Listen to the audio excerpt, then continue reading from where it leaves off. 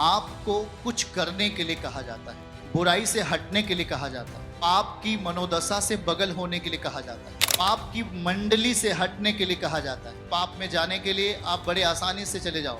पाप में जाना कठिन नहीं, पर सच्चाई में जाना थोड़ा कठिन है।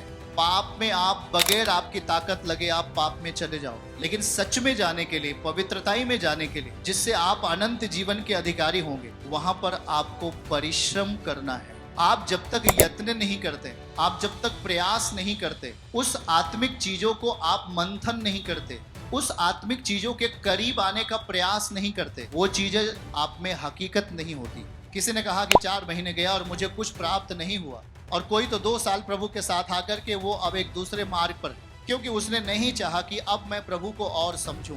उन्होंने यीशु को हल्का समझा, इसलिए उनकी हल्की जिंदगी बनी रही। और जब आप प्रभु को सामर्थी समझोगे, जब आप उसके वचन को लेकर कहोगे तू ऐसा ही है प्रभु, जैसा तेरे वचन में लिखा है, तू खाली घरों को भरने वाला है, तू बीमारों को चंगा करने वाला है, तू परिवार की स्थितियां जो गड़बड़ है उसको सही करने में सामर्थी है, मैं ऐसा विश्वास करता हूं। आप रुक जाइए, आप ठहर जाइए। आपके पास जो चीजें दे जा रही वो एक प्लेटफॉर्म है, आपको एक रास्ता दिया जा रहा है, वचन का रास्ता। आप व्यभिचार करके कुछ नहीं पा सकते, आपको इन सब पापों से अलग होना पड़ेगा।